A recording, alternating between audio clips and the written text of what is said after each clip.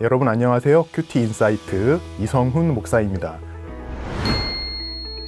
5월 후반부터 6월 초까지 우리가 함께 큐티할 본문은요, 하박국서와 잠언 10장에서 18장 말씀입니다.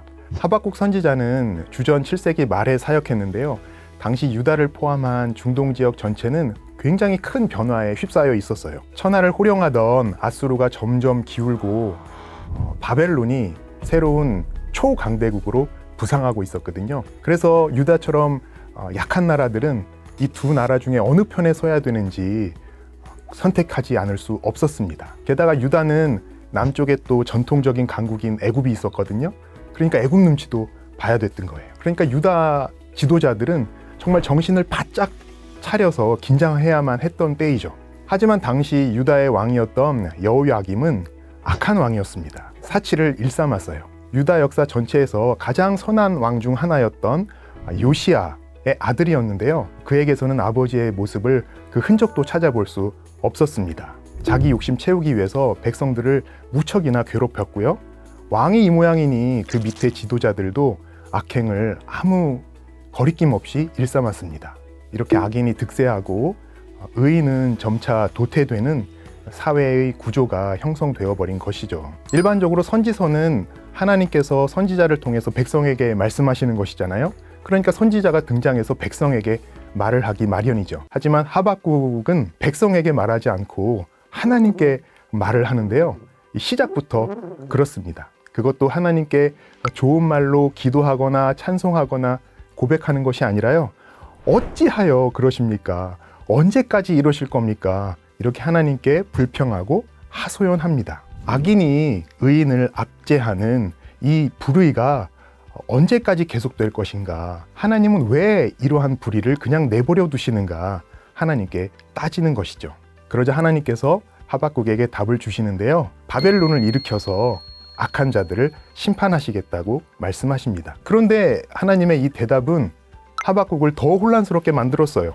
이해할 수가 없었습니다. 아니, 어떻게 아무리 악하다 해도 하나님의 백성인데 하나님을 믿지 않는 이방의 악한 나라를 일으켜서 하나님의 백성을 심판하신단 말인가? 의인이 악인에게 고난당하는 것도 이해할 수 없지만 하나님의 백성이 더 악한 이방 나라에게 고난을 당한다는 것이 말이 되는가? 하박국은 더 혼란스러워졌습니다. 그래서 2장 1절에 보면 하박국이 이러한 자신의 질문에 대해서 하나님이 도대체 어떻게 대답하시는지 자기가 두고 보겠다며 팔짱 끼고 뒤로 앉아있는 그러한 모습을 보이게 돼요.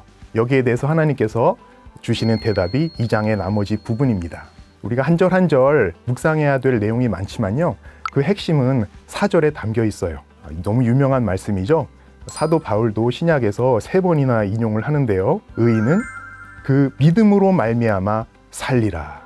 악인이 이기고 의인이 패하는 이 기가 막힌 현실 속에서 불평하고 원망하는 것으로는 살아갈 수 없다는 겁니다. 하나님을 믿는 하나님의 자녀는 믿음으로 말미암아 살아야 된다는 거예요. 불의가 가득하고 불평할 수 없는 현실을 이겨내는 힘은 우리의 돈도 아니고 또 지위도 아니고 힘도 아니고 정의도 아니고 개혁도 아니고 오직 하나님을 향한 믿음이라는 것입니다. 이 믿음으로 말미암아 살 것이다, 살 수 있다, 살아야 한다는 뜻입니다.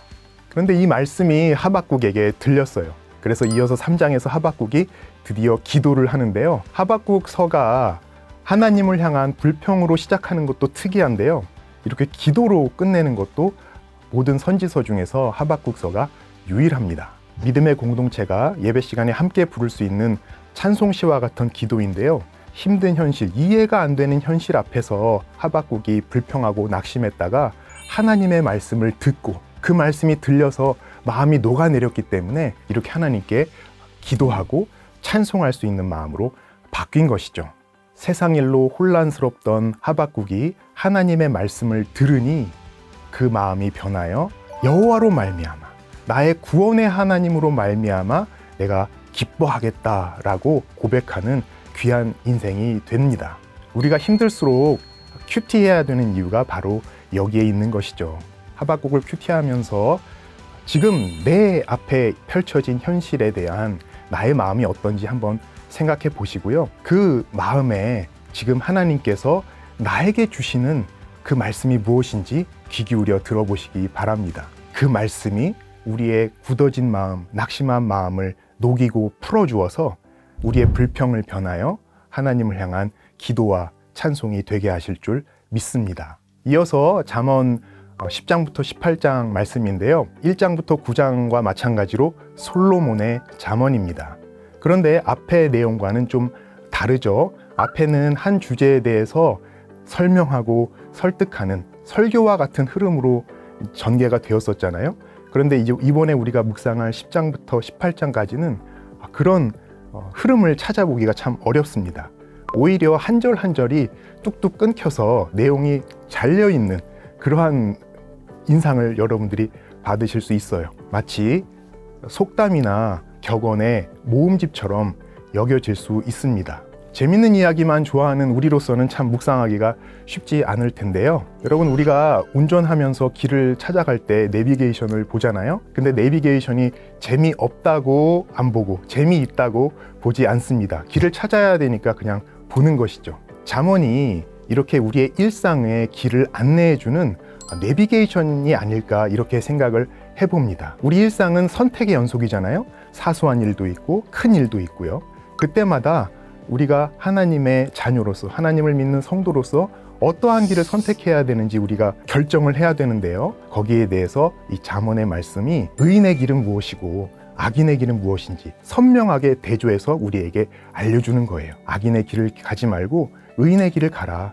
어리석은 길을 가지 말고 지혜자의 길을 가라. 나만 섬기고 애굽을 그리워하고 아수르를 두려워하고 바벨론을 부러워하는 그러한 길을 가는 것이 아니라 하나님을 경외하는 지혜로운 길을 가라는 것이 잠언 10장부터 18장까지 이어지는 이 격언과 같은 하나님의 말씀이 우리에게 알려주는 귀한 지침입니다.